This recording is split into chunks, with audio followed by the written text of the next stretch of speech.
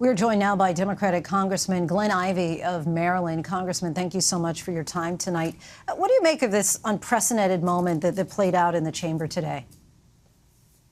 Well, it was pretty surreal to watch, but I think it's been coming on for a long time now. I guess Speaker McCarthy was just the last to know, but it started in chaos with the 15 votes to become Speaker, which is, had previously been just a routine step that just took a matter of minutes. Then we had similar kinds of issues with the debt ceiling issue, fight. And then the government shutdown was sort of the similar creation of a crisis that the Democrats had to bail them out of at the end. So, from my perspective, it was this more of the same. And we drew the line today. We didn't feel that we could continue to trust him. Apparently, he made no efforts to reach out and try and talk to our leader Hakeem Jeffries and figure out a way to work together going forward. So we.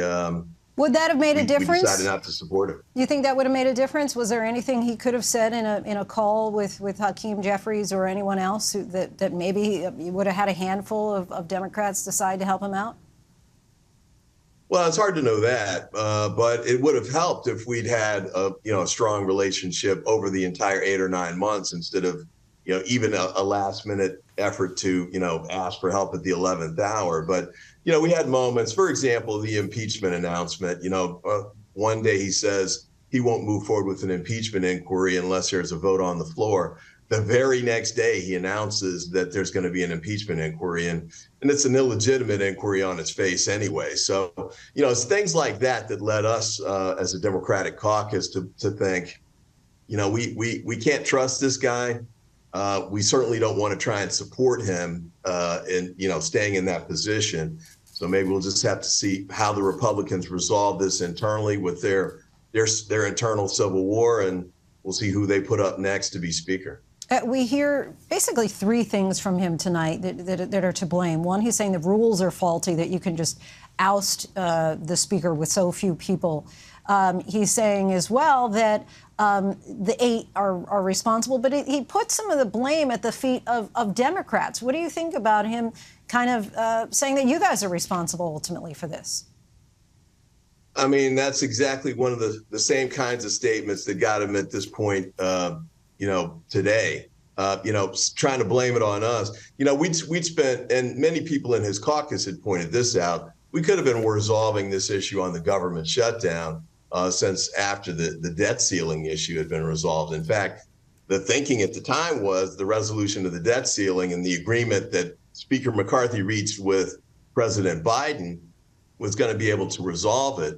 But instead, the ink hadn't even dried on the debt ceiling agreement before they came back and started to add additional cuts. You heard his explanation for that. But of course, that doesn't make sense. Why would President Biden agree to a number that they can negotiate down, but we can't negotiate up? It just didn't make any sense. So, things like that. Oh, and then the other ones, complaining about us on Saturday. He gives us a 70-page bill. He says it's the same bill that, he tells us what he thinks is in it. But of course, as Ronald Reagan said, trust but verify. We asked for 90 minutes to review the bill. He declined to do that and pushed to move forward with the vote immediately.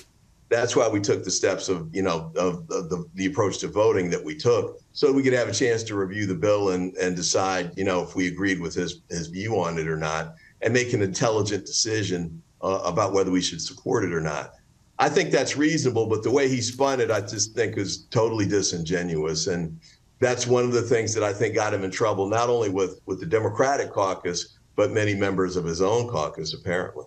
And last question for you, Congressman. Is there anyone that you feel that the Democrats will be able to work more effectively with than McCarthy? I'm curious if this is a scenario of the devil you know is better than the devil you don't.